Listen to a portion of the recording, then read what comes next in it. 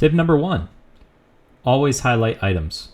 It's important to have this turned on because it's easy to miss items, especially gems or orbs, or skill upgrades. To do so, escape, options, interface, scroll down to gameplay, click always highlight, save, close. With items always highlighted, you can quickly hover over them, see their stats. It's important to pay attention to the item with the square next to the name. It indicates a socket. Always pick those up.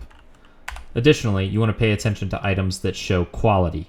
Leading into tip number 2, why you want to save items with sockets and quality, is the salvage bench. For the items with sockets and quality you don't like, find the salvage bench, click on the hammer, and salvage said item. This one with quality, giving us Arcanus Etchers, and this one with a socket, Horned Crown, giving us Artificer Shards. Adding sockets to your gear will allow you to place runes in said sockets, for example 12% to cold resistance here in my boots, and additionally the quality will allow you to directly impact the stat modifiers on said item. Quality will scale up to 20% on most items by default. If the salvage bench is unavailable to you, that means you haven't completed in Act 1 the quest Finding the Forge. Once that quest is complete, you will unlock the salvage bench. Another way to find items with sockets and quality without looting them is to navigate to vendors in different towns. Navigate to your nearest waypoint, and you can find towns indicated by the house icon. You can traverse to previous acts and look at vendors' inventory for items with sockets and quality. It's important to keep in mind that each time you level, the items that the vendors feature will change. So every level that you attain, navigate to as many vendors as you can and purchase items that are cheap with sockets and quality on them. Then navigate to the salvage bench and salvage them. As you grind out the items to salvage for sockets and quality, you'll continue to build up inventory. Organization is important to success, and that's why we're going to move to tip number 3. Click the M key, unless you've changed your default keybinds, to open the marketplace. Navigate to sales. 2 things I recommend you purchasing, which you should have currency from purchasing early access, would be the Essence Stash tab and the Currency Stash tab.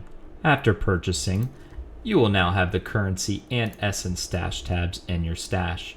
One nice thing to note is that even if you're not on the Currency or Essence tab, you can control-click the item and will auto-sort to the appropriate slot without being on the tab. Tip number 4, my personal favorite tip of the lot. Escape, options, interface, scroll down to gameplay. We're turning on show life and mana levels, which will put a numeric value and indicator above your mana and life bars. We're going to click show mini life bar above you. It will show your health and mana above your character, which is extremely useful. And finally, show mini life bar above NPCs. We're going to toggle this to allies and enemies.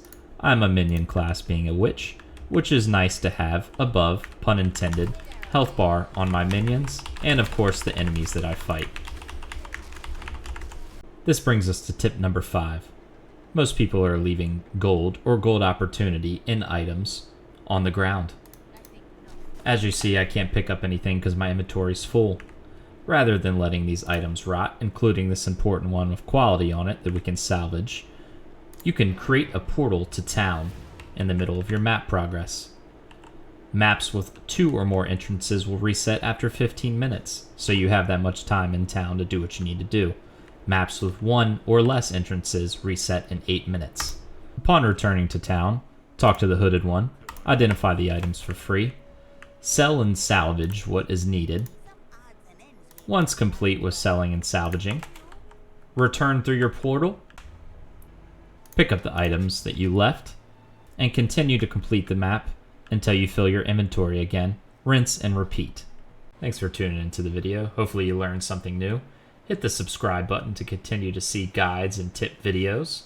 And additionally, smash that like button to give me motivation to keep making them. Peace.